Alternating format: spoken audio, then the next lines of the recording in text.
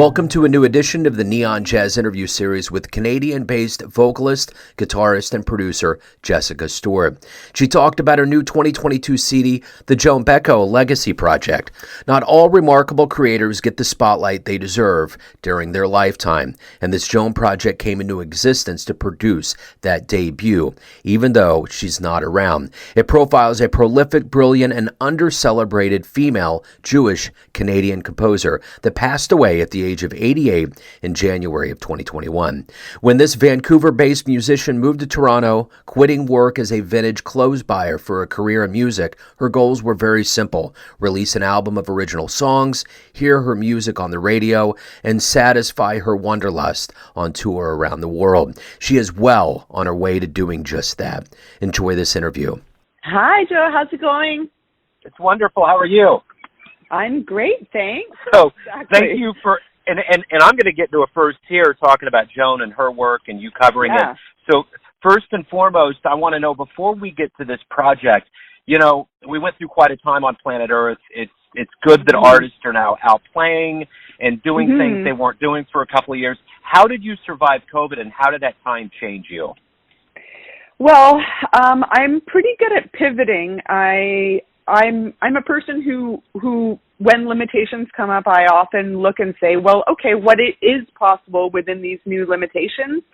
And so first off, I actually took a little bit of time off because I'm a bit of a workaholic, and I've been a professional musician for 15 years. And so I've been kind of at it very hard. And so first thing I did was took a little bit of time off, and it was really wonderful. And it sort of helped me imagine maybe how I would like life and work to return, to inject some of that time off.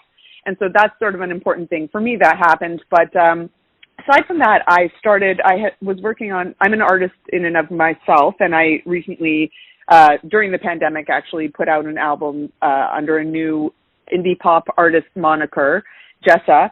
And so I had received some funding from one of the government agencies here called Factor, and part of it was to create video content. They increased the amount of funding because of the pandemic, and they recognized that, well, live performance wasn't possible, that, you know, consumption of music online was more important than ever. And so I actually came up with a bunch of concepts and executed a whole bunch of really cool music videos, and I released them throughout the pandemic. I also recorded some live performance videos and released those. And so that's what I did for a lot of the time. But the absence of performing, you know, I used to play sort of 200 gigs a year type thing and tour quite a lot, and obviously that completely changed, which is such a big adjustment. And my mother, Wendy Stewart, who co-music directed the Joan Beckow Legacy Project with me, she also is quite a busy, active musician in the Vancouver music scene. And I had a vision for this Joan Beckow Legacy Project for many years, from before Joan had passed, and we had gotten her permission to do it. And she passed in early 2021.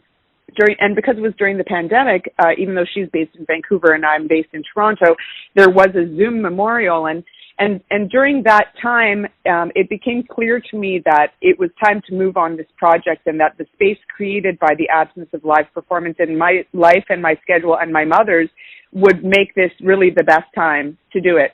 And so we put in some grant applications for the project, and we received. And therefore, we got started. And so the last 14 months have been all about the Joan Beckow Legacy Project. I mean, I'm still working as a side person. I also produce other people's records too. And I also, you know, write my own music and have my own different music series and things. However, my full-time focus has been the music of Joan Beckow and this project, and how to connect it to the ears of the world. That's what's been going on. So she passed away at the age of 88 in January of 2021. What Correct. was her knowledge of this project and what you were doing? Well, Joan and my mother, Wendy, were 40-plus year collaborators.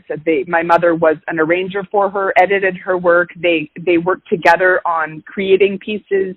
And then my mother funneled her pieces, was kind of Joan's main champion, and funneled her pieces, Joan's music, through to whatever ensembles, groups, schools, choirs that my mother was involved with. So she was one of the main outputs. So Joan could write this music and work on it with my mother, and then my mother would get it performed live so that it would hit the stage. And so that had been going on for a long time, and within the past 10 years, Joan's health started going downhill, and also, she started losing some of her sharpness, and so she ended up, relocating to an elder care home in Vancouver, and so I visited her there anytime I was in Vancouver because she was quite important to me and my family, and my mother would visit her as well. And so the last time that we saw her, which was in 2019, we asked her permission to do this project, and her exact words were, "I can think of no one better." And so that she consented to the project and gave us her blessing. And it's just, the one sad thing about it all is how close she came to being able to hear the stir that her music has evoked in these musicians who have just recorded it, and the way that her music is impacting the world around, the ripples of it now that it's coming out. And I just wish that she had been alive to be able to enjoy that, because she missed out. She missed out on the whole thing in her, humble and modest kind of approach to music. So I'm trying to fix that. That's the whole point of this, is I want her music to live on long past my mother's life, Joan's life, my life. I want it to become part of the canon because it's that good. So it seems like she's an unfortunate part of that male-dominated world that happened for so long. You hear about this with a lot of female musicians, and is this kind of, by proxy, kind of a product of that, like bringing the recognition that she should have already gotten anyway? Mm-hmm. Well, I mean, I had ideas before. That's definitely a hot topic right now in the media and, on people's minds and on their tongues, is definitely kind of trying to shine a spotlight on the under-celebrated and those who have kind of slipped through the cracks. So it's definitely a good time for this album to be coming out because of that. But the truth is that, the reason that this project idea started is because, growing up in this environment where her music was so pervasive, and also in all these groups my mother led, her music was being performed, I actually thought that Joan was a celebrity. And I thought that she was famous and her music was well known. And so it was only when I auditioned with one of her pieces for a choral position in Toronto in 2016 that the person I was auditioning for and the accompanist, they were when I finished performing, they just were transfixed by this music. They were staring at the chart. They said, "Where can we find this? Is this person Canadian? We're always looking for more Canadian content." And she was born in the States, in Chicago, but she lived for the last 50 years or so in Canada as an I guess she emigrated or as a Canadian citizen. And so, I told them, "Oh, you haven't heard of her? Oh, well, you must not have been looking very hard because she's famous. She's a famous Canadian composer in the choral world." And so then later that night, I consulted with my mother to ask her where I could send them to get her pieces, and found out that literally none of her music existed online and that no one could access it without purchasing sheet music directly from my mother, who had published it in her own company. So this was the thing which actually, it shook me, because this music is so formative in my life as a composer, and it is so good and unusual and different. It really has its own character, yet it draws from the classic kind of themes and motifs, yet it feels different. It got this amazing juxtaposition of the feeling of familiarity and the feeling of something new and unexpected happening at the same time.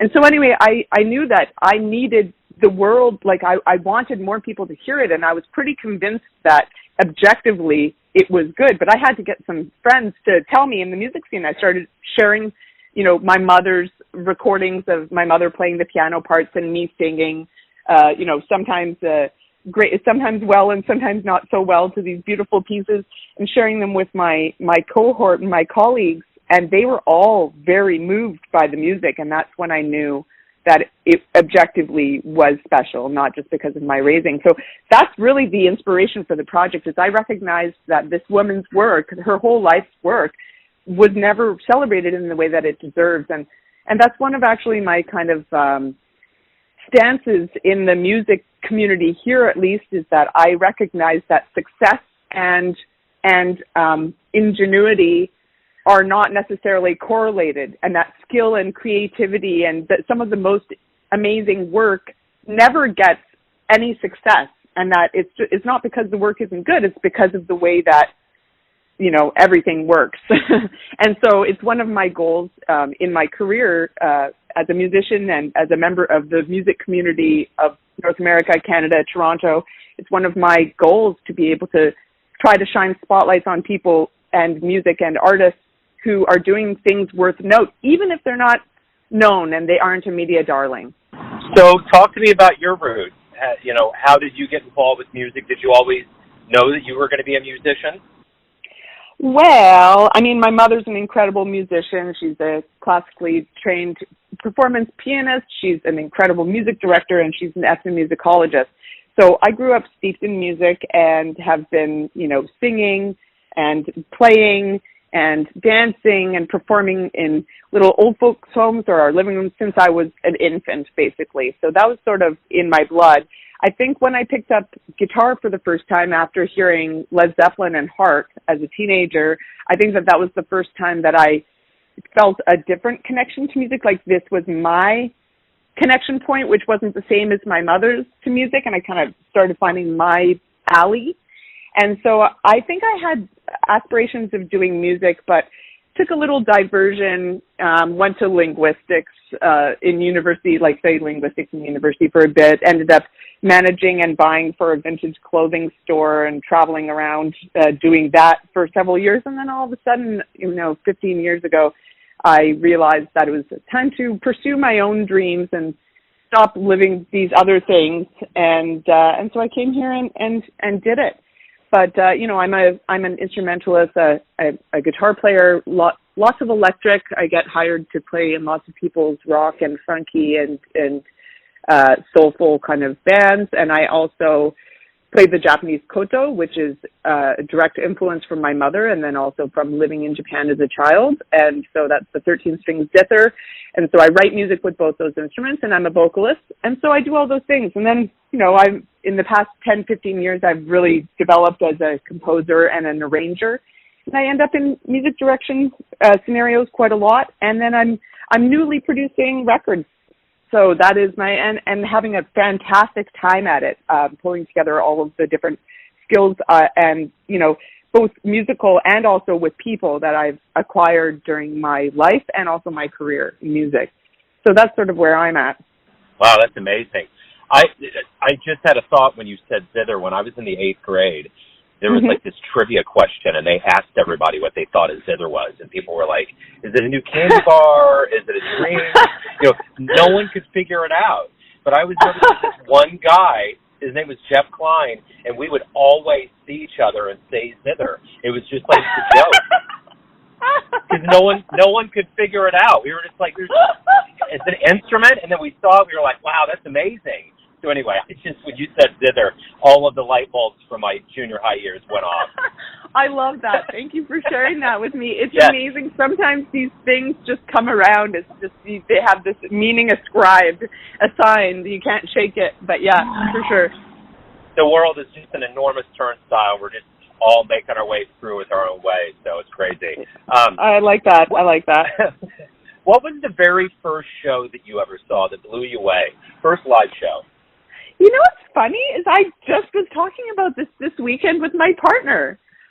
This just came up. And actually the first show that I saw that really blew me away was in 1997. It was Jamiroquai live in Vancouver. It was 10-piece band. It was 10-piece band. It was the first time that I had seen, I'd seen a lot of classical music, and I'd been to musicals and all the stuff with my parents. I'd seen, chamber music, and I'd seen kind of world music stuff. But I was just sort of new to going to rock concerts, for a couple of years I'd been going and seeing big stadium stuff, and then also going to punk rock shows. And so seeing Jamiroquai was the first time that I heard musically skilled people playing groovy, funky, not uptight music, if you know what I mean. Yeah. and that it sounded amazing, because the venue wasn't huge, but it was like, I think it was like a couple thousand. But just what I remember is how tight everyone was. There was no music stands.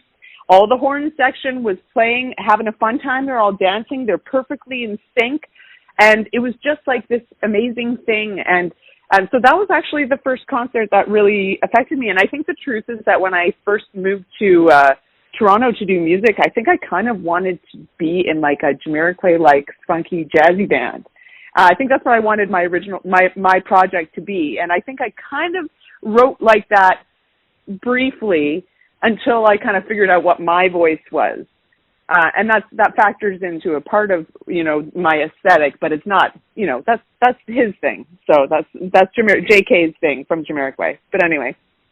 No, that's great. I remember that at that time I was in my 20s, and my best friend who introduced me to jazz went to Germany to help build a hardwood floor for his brother, because I guess it's just crazy expensive to do it. Wow. And while he was there, he picked up all these pop culture notes, and he came back and he said, "This dude is on fire in Europe." And he played it, and we never really heard anything like that. And then all of a sudden, he's on MTV, he's all over the radio. Right. But I remember he brought that over from Europe and said, "We got to listen to this dude." And then he just blew off and took off.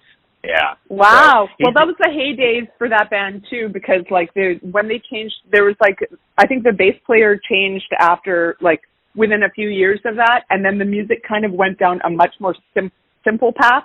Very simple chord progressions, more sort of disco and house oriented rather than the kind of like dance floor jazz or acid jazz thing that was coming out of the 90s still, you know what I mean? So it kind of went in a different direction. So anyway, for me, that was the Jamiroquai heyday. Yeah, and he was the only dude that could pull off that fuzzy slash top hat, Yeah. So the other day when my partner and I talked about this, we of course went and looked for a concert from that same year online. And when it did a close-up on his face, my partner said, "Wow, he's not a very handsome dude, is he?" And then I said, "Well, maybe that's why he wears the hat." Right, because he always had shades and a hat. He was doing it he had a reason, that's for sure. Maybe. He was making that pumpkin look good. But so at the end of the day, as a professional musician, what do you like the best about this process? What do you look forward to every day being a musician? I really like having a lot of different ways to use different parts of my skills. So I really like the creating of music a lot. But I also like the kind of, it's a funny word to use, the orchestrating of everything, the making it happen. So not just the arrangements themselves, the actual orchestrations of doing things, but also just seeing like the idea that the fact that I can have an idea in my head that only exists in my head, and that I can make it happen in real life, and then it results in this physical result. That to me is very exciting about music and about creativity. So I really like that. Of course, I love playing music. In this project, I'm not doing much playing. I'm singing. I sang on some of the pieces, and I really enjoyed the ensemble work. I love singing in harmony with people, and also just singing weird and wonderful music. And this is definitely some weird and wonderful music. And, of course, I would be remiss to not mention that working with my mother this past 14 months on this project has been incredible. This is definitely the first big project we've worked on together, and you never know how things are going to go with family. You know what I mean? But magically, because of this, I have such a respect for my mother. I'm sure you already picked up on that from the things that I've said, but I just think, she's such a powerhouse, and so was Joan, and so was one of the other matriarchs of our project who worked together with Joan and my mother, Claire Osipov, who was an operatic soprano. I was raised, with these women around all the time, and this example around me all the time, and it never occurred to me that I couldn't do anything because they were all doing it, And so getting to work with my mother now as an equal, and also, kind of be her boss for parts of this, because I am the director and the producer of the project, and she doesn't have the experience in her career about putting out records and what that entails. So, I've been steering the ship there, and then also knowing when to fall back and let her lead in the co-music direction capacity.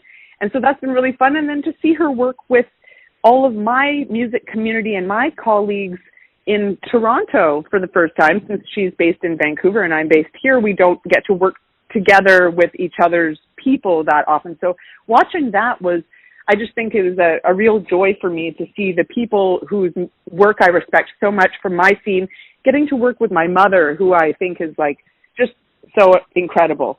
And they all felt so as well. And so there's a lot of really, really wonderful elements of this project for me. It almost seems like in a subconscious way that just adds another layer to this. It's like this had to be a comfort project because coming out of a pandemic, I think I'm noticing that there's been projects people are doing that are comforting, that are familiar, that are helping. Right. So without maybe knowing it, obviously up front, by proxy, it's almost a cathartic healing thing to do that, to get back into the world, the phoenix rising, so to speak. I think you might be right. That definitely resonates as something with some truth to it. But also, I just think, I think maybe our timing is good to make interest for this project. Maybe if I had executed this project when in 2016, when I first found out that Joan's work wasn't known widespread, then maybe it would have been too early also for the world to kind of do the appropriate things with it.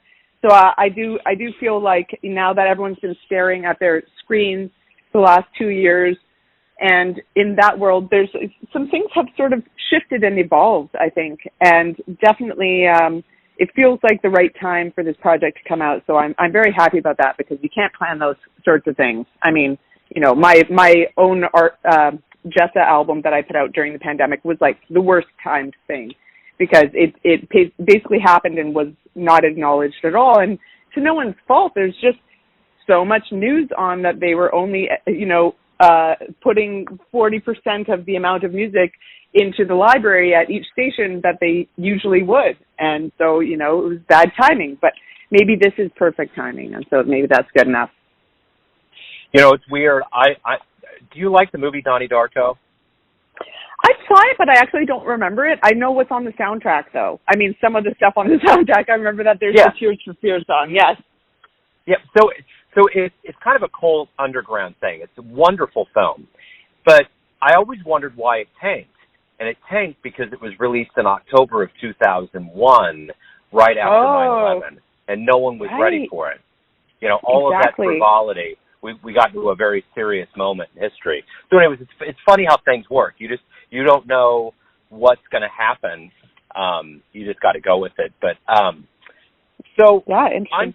It's crazy. Yeah, when you peel back the onion layers of history, it's weird how it works. In fact, real quick piece of trivia for you that I don't know if you remember that New York Mets 1986 World Series game where the ball went underneath Billy Buckner's legs.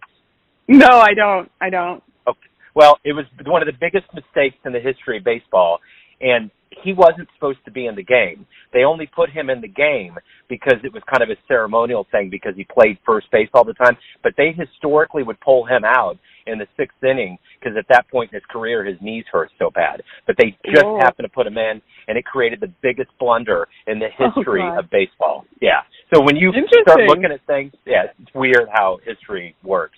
But really speaking of history, it's just and you don't realize it at the time. You just take it for face value. Right, of course. Yeah. But if you look, there is a story to each occurrence. Everything that happens is you could make a timeline of its history and how that moment came to be. There could be that for sure. Yeah, that's interesting for sure. It's wild. So speaking of history and time, if you could go back in time and see any jazz show live, where would you go? Who would you see?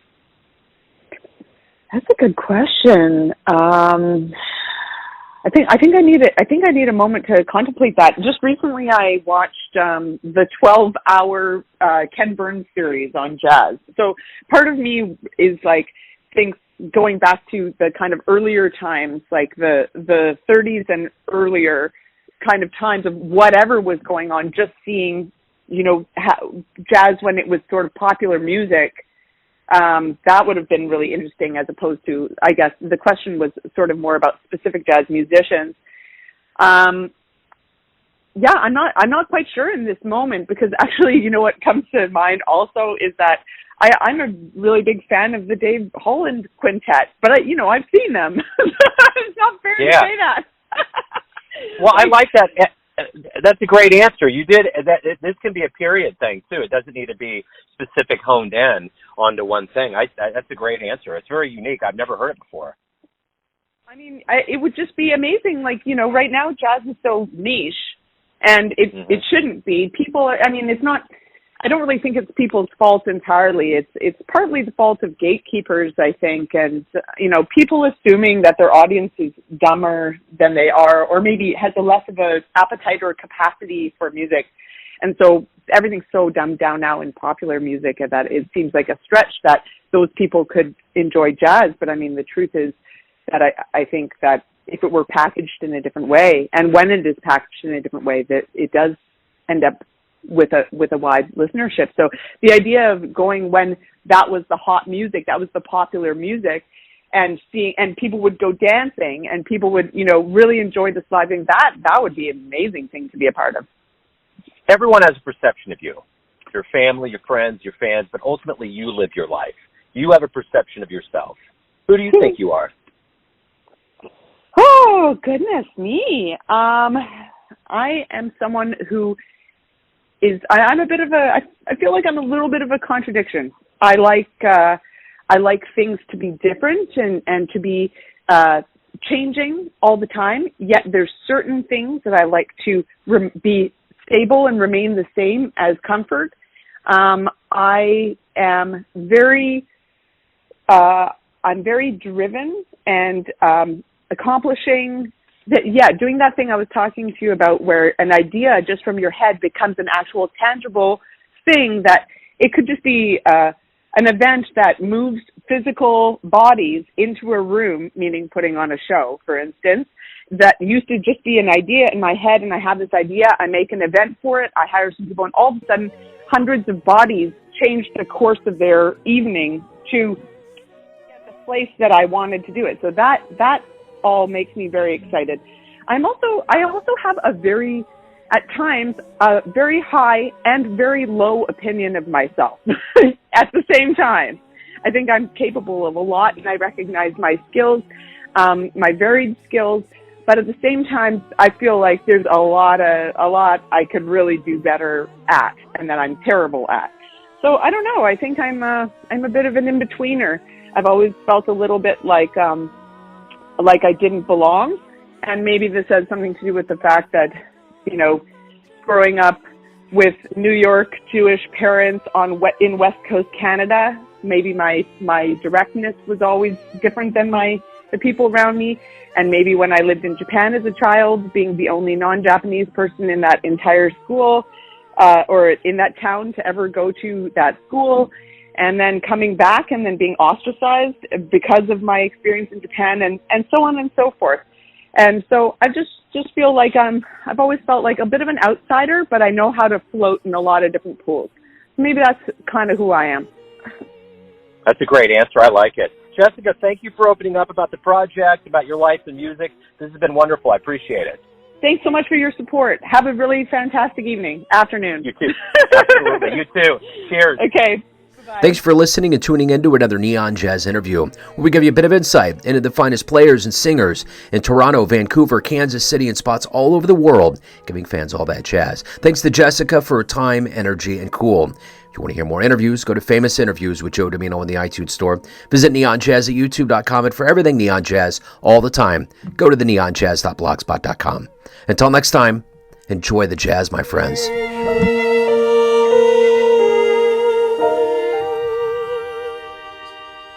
I want to tip you off to a wonderful program I found out about. As we expand our reach, we have made some friends out there in the world that love jazz as much as we do. This program is fully endorsed by Neon Jazz. Gerald Albright, Priya Schneider, Charlie Hunter, Duke Robillard, Sean Jones, Walter Beasley, Steve Swallow. Something Came from Baltimore is a jazz, blues, and R&B podcast and radio show, and it's not really about Baltimore. Subscribe to the podcast and listen to your favorite artist or future favorite artist. That's Something Came from Baltimore. And be a part of that Be More music scene. Joe Lovano, Jeff Coffin, Paula Cole, Danuzo Makatani, Ann Passio, Ches Smith, Thumbscrew. Neon Jazz.